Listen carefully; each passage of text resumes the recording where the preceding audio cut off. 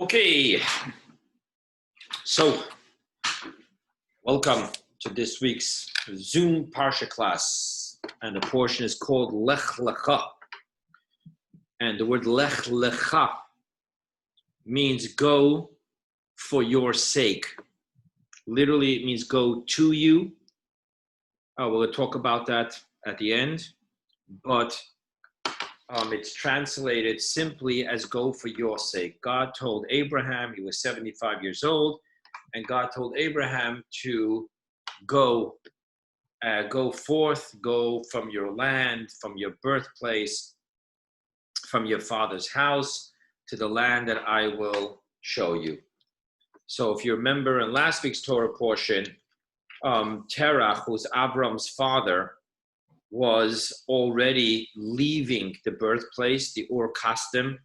Ur Kasdim, I was told, is Iraq. And he already had the plans. If you look in last week's Torah portion, he already had the plans to go ahead and travel to what would become Israel, which was then called the land of Canaan. However, he stops in a place called Haran, and that is where they're living. God's now telling Avrohom, you continue with the journey. You go all the way to Haran. So that's where this Torah portion begins, with God telling him to go. Now, I shared with you that word Lech Lecha is extra. It could have just told God. It could have just said, and God told Avram, go forth. Why go Lech Lecha? So Rashi's interpretation is, go for your sake. It will be good for you. And he promises here Avrohom three things.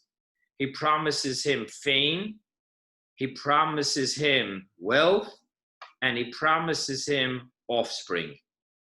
Now, Rashi's simple interpretation of why all of a sudden these promises is because these are the three things that people lose when they travel. To create yourself a name, you have to stay in a community. Someone who keeps on traveling isn't going to get into, isn't going to become famous. In those days, they didn't have social media. But on the other hand, you can build your business if you're constantly moving. And then also physically, the traveling is not the time to have children. Now, I heard from the Rebbe of blessed memory an incredible insight. So Avram is going to say, you'll see it in the verses, that he says, "V'anoichi ofa ve'efer," I am but dust and ashes. Avram is the epitome of humility. Thus, the Rebbe asked the question, how are you going to entice Abraham? The reason you should go is because through that you'll have fame. Avram didn't care about fame. So, therefore, the Rebbe asked the question, why was one of the three promises when God tells him you should go for your benefit because you're going to be famous? And the answer that the Rebbe gave, unbelievable. He said that Avraham was at that point identified as the man of monotheism, and thus it would be called the God of Abraham. Everyone identified Abraham as a believer in God, and thus Avram knew that his fame amongst the people really translates into God's fame. Because when they talk about him, they're going to identify and associate him with God. Oh yeah, Avram, the one that believes in God, the one that talks about one God, the one that lives that type of life. So therefore, to him, fame was a plus because he saw himself just as a conduit to the fame of God. Interesting. So Abraham packs up and leaves. Abraham travels to the land of Canaan. And when he gets there, the verse tells us that there was a famine in the land. Now, I want to share with you a teaching and then my own thought. The teaching is that this was one of the 10 tests that God gave Abraham. Why? Because Abraham could have said, really, God, I don't understand. You commanded me to go here, and you're making it impossible for me to be here? And thus he could have questioned God. And he didn't question God, and thus he passed the test. What's interesting is that when he sees that there's a famine, he just leaves the land and goes to Egypt. And now people start asking, whoa, maybe that was the test. Maybe the test was God told you to go to the land of Canaan, and there's a famine there, and let's see if you're going to stay in Canaan or not. Now, the simple answer is because God didn't tell him to live in Canaan, God told him to go to Canaan. However, I want to share with you a different insight that you're going to see carry through this story.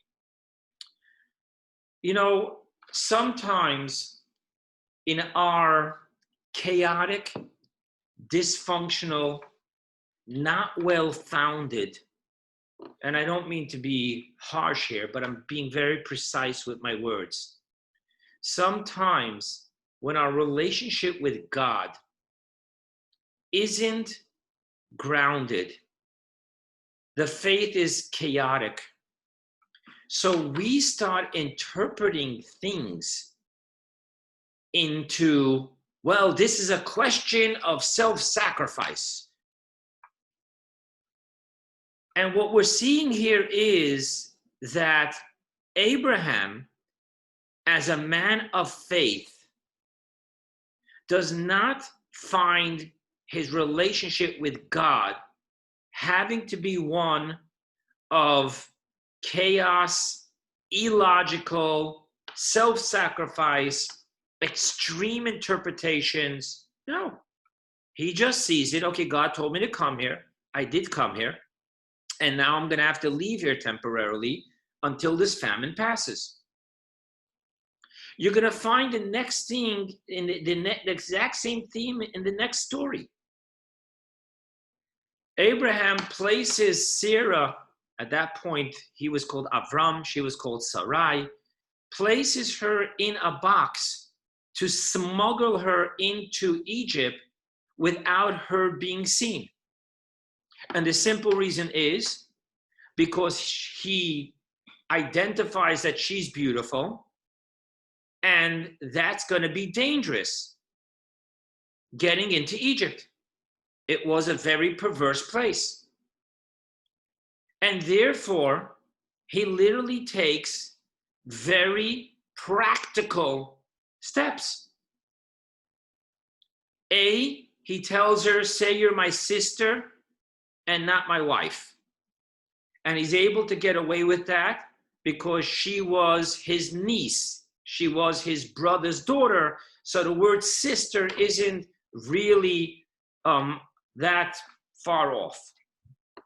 Then besides telling her that if you get caught, this is what you should say, he actually, like I said, places her in a box.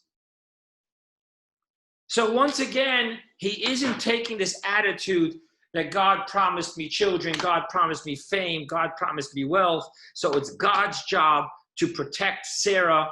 No, he takes the practical approach. And thus I want to share with you that in the most fundamental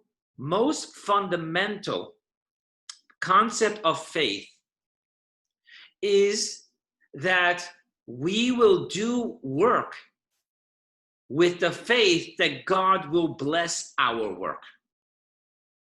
However, to get radical and say, no, we're not going to do any work, or we're not going to figure out the logistics of this, but rather we're going to interpret everything as God said, so I have to believe. rather than getting into the detail, what exactly did God say? And at the end of the day, faith is that God, quote the teaching, the verse, that God will bless the work of our hands. So I find that very important, especially in our generation, where people tend to think that faith and fanaticism work hand in hand. And people think that faith and self-sacrifice in the extreme, unnecessary, is faith. No, it's not. Okay? So I already slipped into the next part of the story where he tells Sarai to say, "You're my sister," and all of a sudden, in the taxes, meches, in the what's it called when you go through the border, you have to claim anything, and what are you bringing in, and so forth and so on. So those people found actually Sarai, and excuse me, they start talking about how amazingly, unusually beautiful this woman is. They bring the news to Pharaoh, that Pharaoh should know that there's an amazingly beautiful woman that just entered the country. And sure enough, Pharaoh takes her and wants her as his wife, or whatever, at least a relationship with her, I don't know.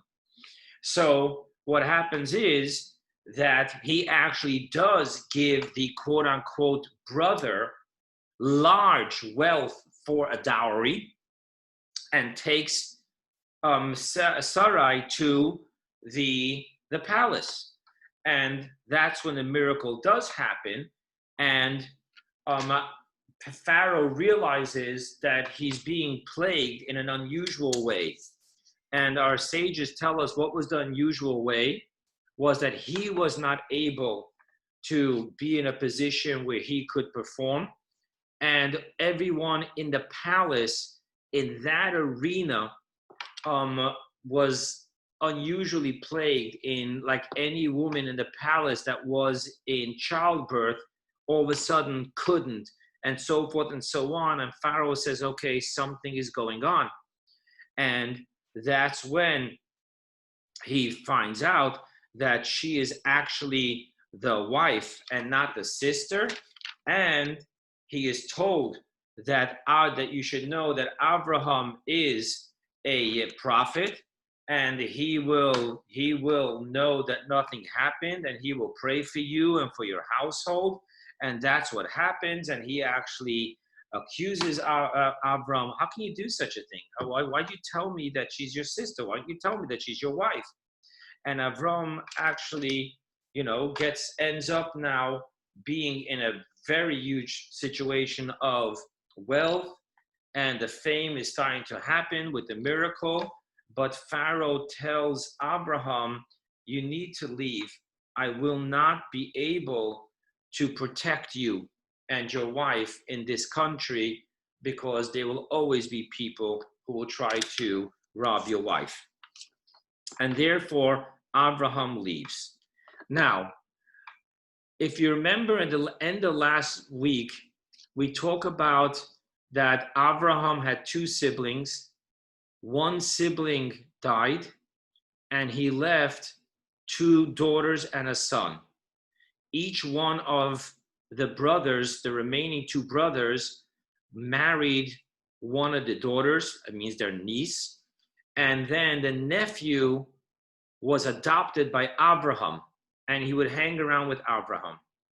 Now, when he came out of Egypt and he ended up having his wealth, and Abraham had his wealth, all of a sudden Lot started getting into problems with Abraham.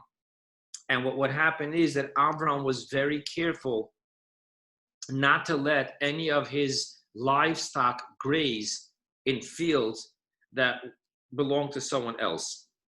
And one of the signs that they knew that this was Abraham's camel was because it was muzzled.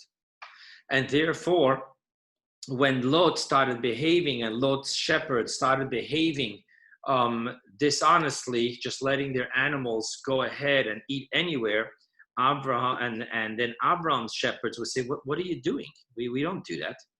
And they would say, oh, come on. God promised Abraham this land. Abraham has no sons. So it's going to go to the next kin, which is Lot. So therefore, it belongs to Lot already. So leave us alone. And they answered, well, even according to your logic, God said, I will give it. And it's not his yet. You have no right to do this.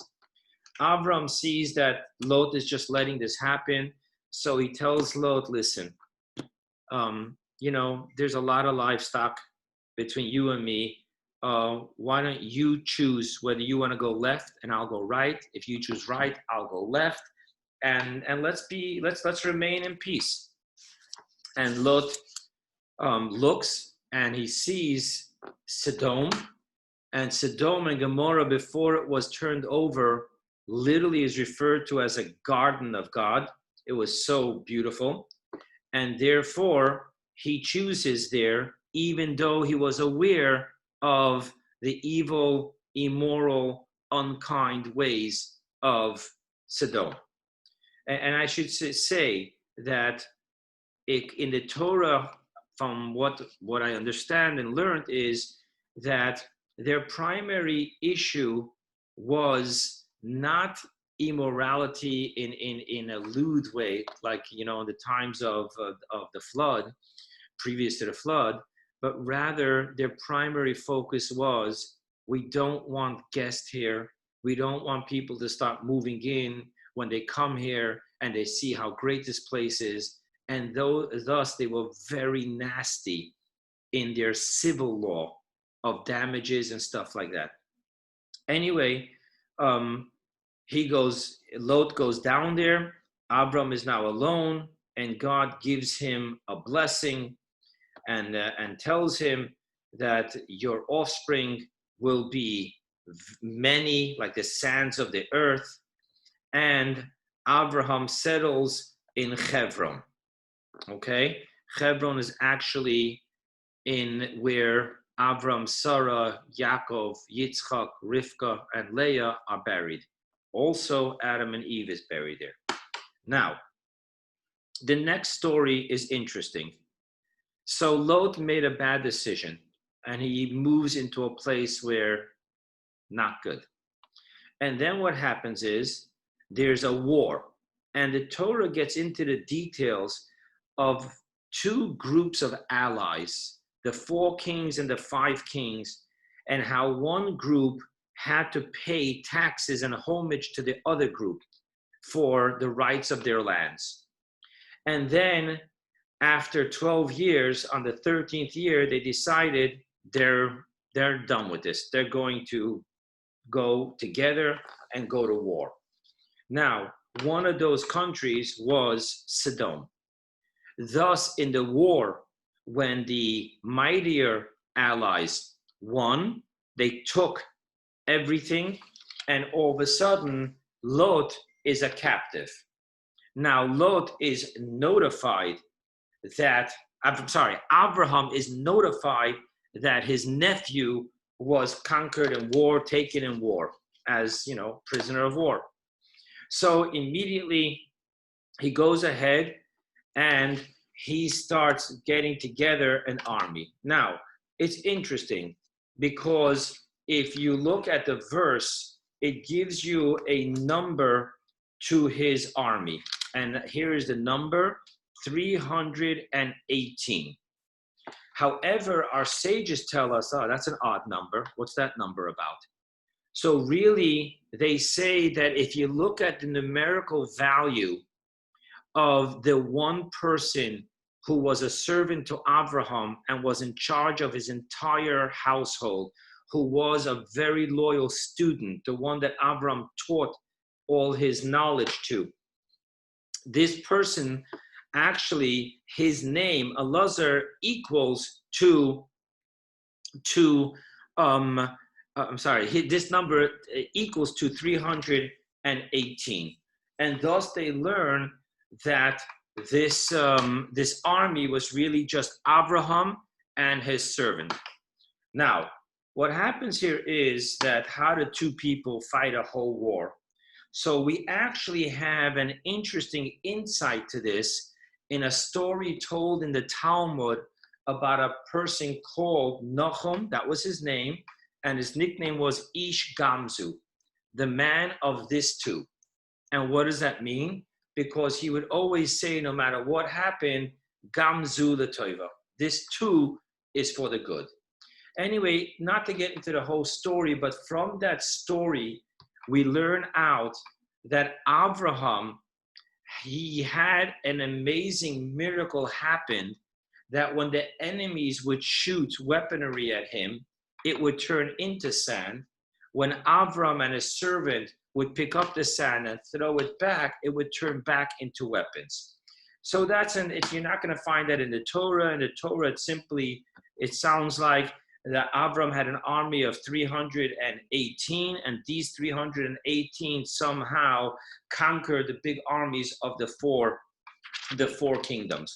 Now, what happens here is that after this, when he wins, he actually, brings everything back, and an interesting story happens here.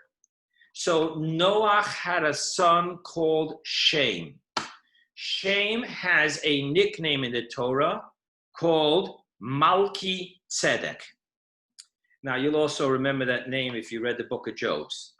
Interesting enough, it says Malki Tzedek was the king of Shalem.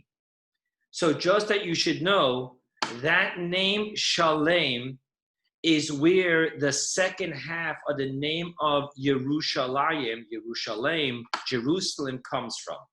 Because Shem actually lived in Jerusalem. The first half of the name comes from Avrohom, because Avrohom he uses the word Yeroeh, appeared, God appeared. And thus, in the Talmud, our sages say that God said, I'm not getting my nose in between these two great giants. I'll just put them both together.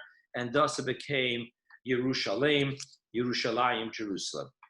So he comes and he blesses Avrohom and blesses the God of Avrohom for protecting him, and he does the mitzvah of tithing. Now, interesting enough, Rashi tells us why does Malki Tzedek come after this story? So simply speaking, you would say because it was a miracle, and because it was a miracle, he came to give blessings. However, there's also a deeper insight, and that is that he came to let his offspring, Avrohom, know that even though it was my offspring that you killed, I understand what took place, and I don't hold it against you. Now, the king of Sodom then comes to Avram and says, listen, without you, we were all goners. So really, everything that belonged to me that was conquered really is spoils of war for you. And therefore, what do you want? And Avram says, I want nothing, not from a shoelace to anything. I don't want anything. Just give me back, ten li nefesh, give me back the humans that were conquered. And then he goes ahead and he says, but you can work out with the army, again, either the 318 people or his faithful servant / student, what they've taken. Now, after this, Avrohom, it's very interesting on the difference between humble, righteous people and arrogant, not righteous people. When a miracle happens to an arrogant person, his attitude is, you see, I'm invincible. And even if he believes in God, his attitude would be, you see, I'm so loved by God that nothing can go wrong for me. The righteous people take the attitude of, wow, I just had such a huge miracle happen to me. And this must have used up any and all of my merits. For every time a miracle happens, it, so to speak, uses up the merits. And therefore, he actually prays to God. And God tells him in a vision, don't worry, I am your shield. And the next words in the verse, Schorcha harbe me'oid. Your reward is very, very many, harbe. Now, Avrohom actually says to God, you're going to give me all this wealth, but what's going to be with it if I am childless? It's going to go not to my offspring, but to my servant Eliezer. So Hashem tells Abraham, no, you're going to have, he's not going to inherit you, but your offspring will inherit you. And then God takes Abraham, it says, outside and says, look at the heavens. So before he blessed Abraham that your offspring will be like the sands of the earth. And now he's saying it will be like the stars in the sky. Now, again, the simple definition is that it's plentiful. Again, I'm going to share with you a teaching that I learned from the Rebbe of blessed memory, that if you look at it, the Jewish people have always been and remain a very small minority amongst other nations. So what does it mean when God's blessing them? They'll be as many as the stars. And thus the Rebbe gives an explanation that the point is that each Jew will be able to be a star, which is a guiding light in the night. And thus you can refer to Mark Twain's line about the Jewish people being the conscience of the human race. So it's not just in the number, but in the quality. And then, of course, the dust of the earth represents the humility. Now, God tells him, I am God who took you out of the Iraq, Me'or Kastim, and I'm giving you this land to inherit it. And all of a sudden, Avram asks for a sign. And our sages are saying, whoa, whoa, whoa, whoa, where's the faith? What, you need God to give you a sign? And thus, our sages tell us in the Tractate Megillah, I believe, it says over there that Abraham didn't ask for a sign to prove to me that you're going to keep your word. Rather, he asked, you're giving me the land, but what happens when my children, my offspring, will eventually sin? And therefore, it's interesting that the response God says is, bring for me, and he lists some animals. And our sages say that ultimately what God was telling Abraham was, even if they sin, they'll have the holy temple and the altar for which they can bring sacrifices to be atoned for their sin. Now, in the Chumash, that's where it stops. However, the Talmud says that it goes further. Avram said, okay, that'll be as long as they have the holy temple. And what happens once you destroy the holy temple? And that's when the Talmud says that God told Abraham that when you study the laws of a commandment that you cannot physically fulfill, it will be considered, your studying and your prayers will be considered as if you fulfilled it. Thus, in the prayers, twice a day, we read the portion of the morning sacrifices in the morning and the afternoon closing sacrifices in the afternoon. Okay, and then he's just telling us that God told him to after obviously he killed the animals in a painless way, to go ahead and cut them in half and put them half on this side, half on that side. And our sages tell us that that is the sign of a covenant in which you take two halves and you walk in between. And thus the statement is that we're not two separate no more, we're two halves of one greater whole. And then there's an interesting thing that's taking place here, where all of a sudden Avraham sees birds of prey descending upon the pieces and he shoos them away. And our sages say that in a deeper insight, what this was actually happening was Abraham saw that in the future, King David will start conquering and he shooed him away, saying, you cannot conquer yet everything. It's not the time. When Mashiach comes, that's when there'll be a different type of kingdom.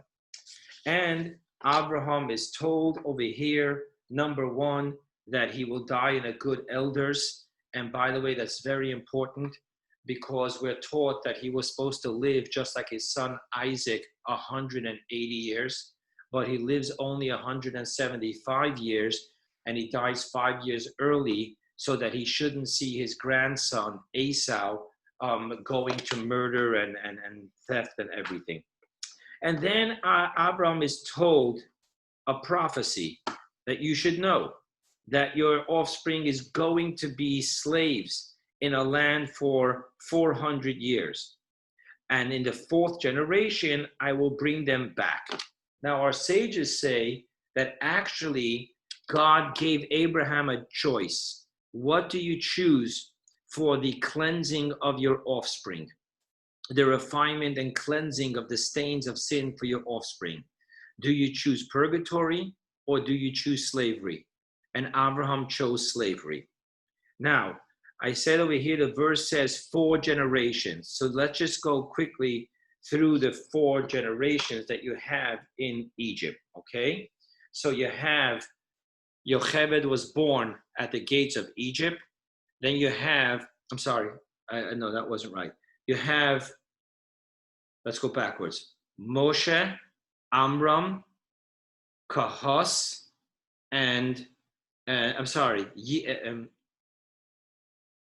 Amram, Kahos, and Levi. Well, sorry. So there you have the 4 generations from when the suffering began. Okay, now God makes this covenant, and then the next thing we're taught is a very interesting story. Remember that according to the biblical law, a husband is allowed to have more than one wife, right? Jacob had 4 wives.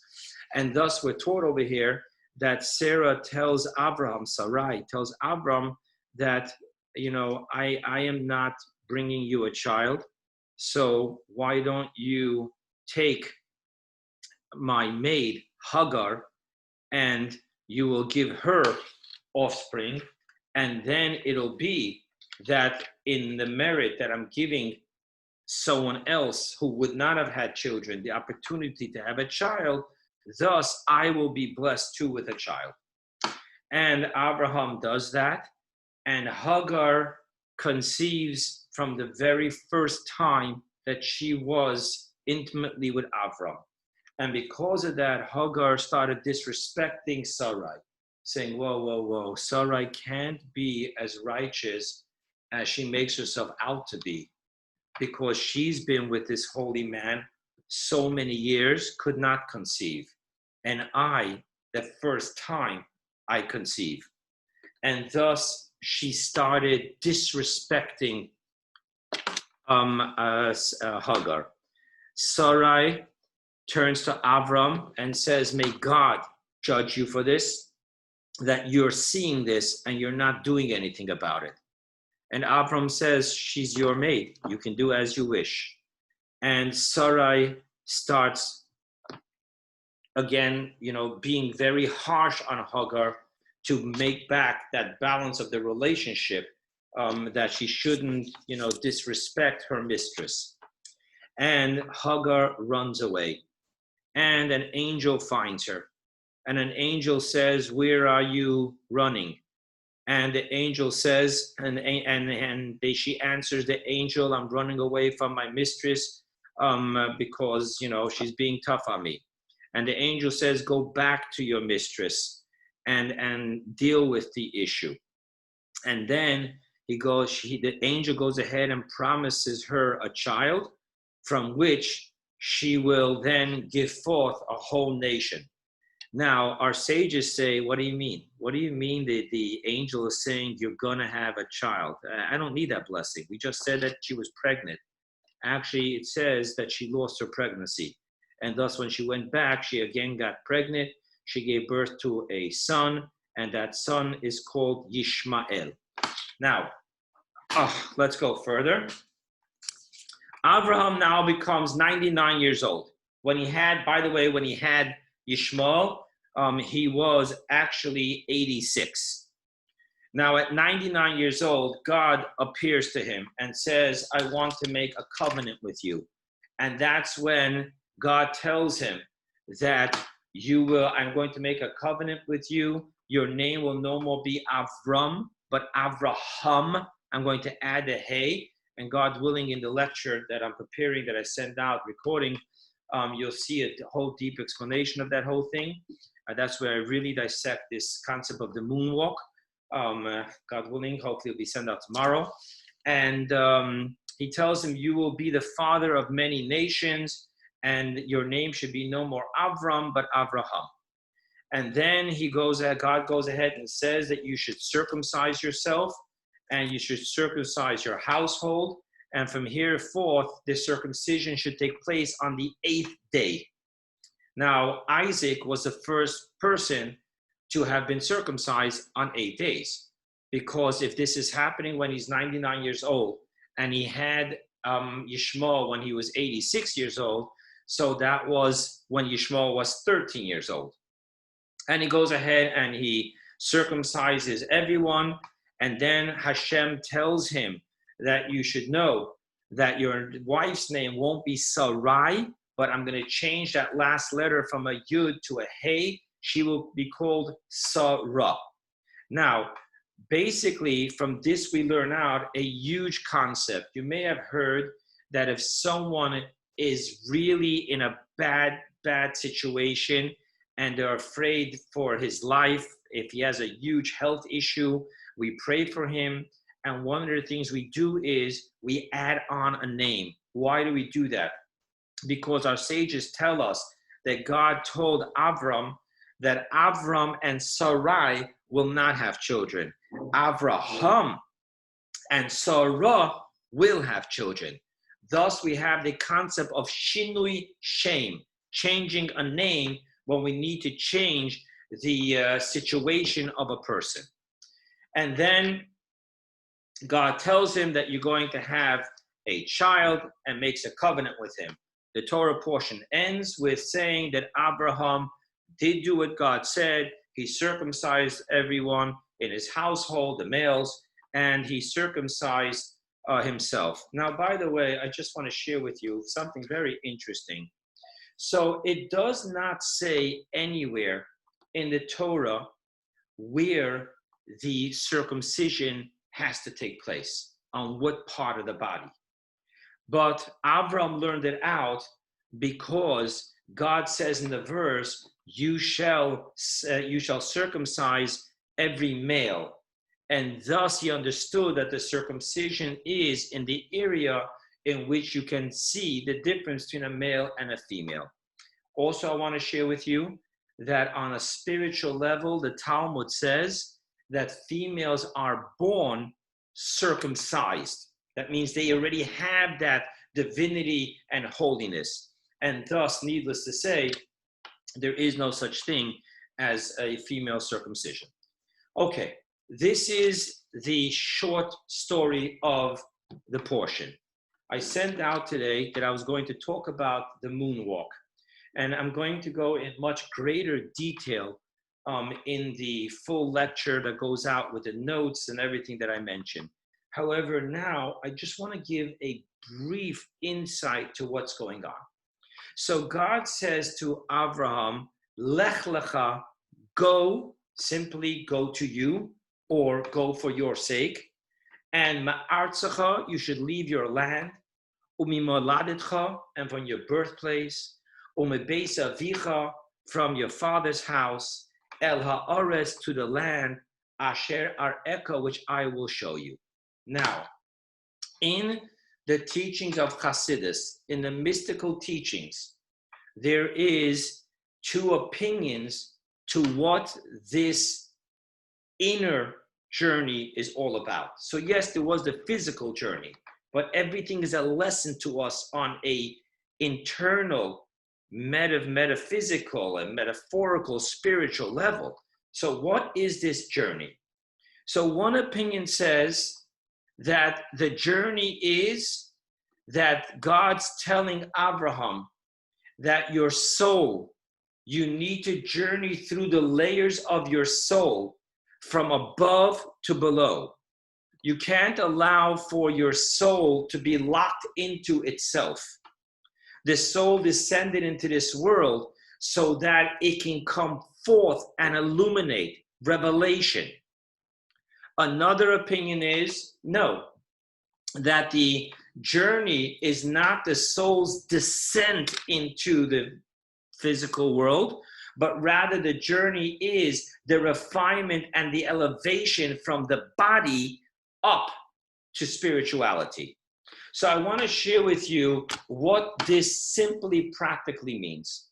So because the human being is made up of two parts, the Talmud says that in 3 ways the human is compared to an angel, in 3 ways the human is compared to an animal.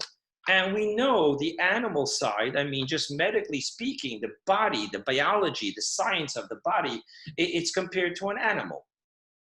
And that's one side.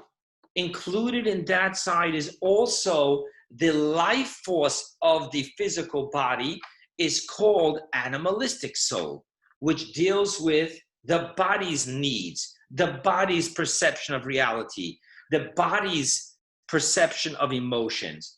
And on that level, being that the most innate point of any creature is survival, right? Not just animals, even plants. You will watch, and it was interesting when I went to Yosemite Park, they were explaining to us how there's actually a war going on between the trees. Which one will become taller to receive the sunlight and which will dig its roots deeper. And there's literally warfare where even in some trees, one tree will actually use its roots to kind of choke another one. So the point of survival will translate into self-centered, egocentric, I am the center of the universe. And thus, I don't mean to harm or do anything bad. However, I must survive. And my survival will also include living off and taking your life. And thus, the lion has no malicious intentions, and you'll actually see that right after it hunts. The gazelles aren't afraid. They stay right next to the lion because they know that the lion will not attack. However, the lion, so to speak, his paradigm is, it's either my life or your life, and my center is all about survival. It's going to be my life. On the other hand, the soul is the exact opposite. The soul is the godly soul, is all about the absolute transparency to God. And thus, the center of the soul's universe is God. And thus, instead of being egocentric, it's theocentric. However, when you talk about the soul, which is compared to a flame, you will notice that the soul, the flame is always jumping off the wick and being pulled back. And what this represents is that from the soul's perspective, I don't want to descend. I want to return into the bosom of God. And thus, the natural, innate directions of the journeys of the soul and the animalistic soul / body is the soul is journeying upwards and the animal is journeying downwards. Thus, the purpose of life is to reverse those journeys, teaching the soul that it's not all about you being in the bosom of God and basking in light, but rather it's for you to give the light of God, which was placed in you, into the physical darkness of the egocentric world. On the other hand, the body needs to learn that its job is to become refined, elevated, and transparent to the soul. And thus the job is to teach our body that it's nothing more like a vehicle to its driver. And thus it's not about its self-centered needs, but that it is how the soul can fulfill the life of the selfless theocentric needs. And thus, I'm sharing with you about the moonwalk, because the moonwalk is all about the body moving in backwards, but yet it seems to be moving forward. And I'm playing off of that, how the entire journey of the human being is precisely that.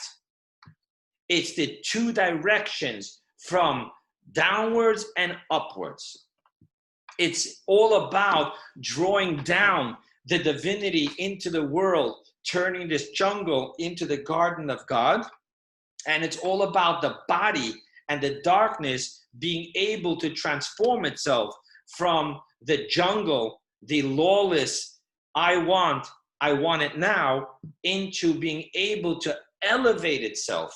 Simply speaking, the human being has to move his conscious way of life from the reptilian and the limbic brain into the frontal cortex brain, to live with higher intelligence and not just in the insecurity, reactive life of the reptilian survival brain.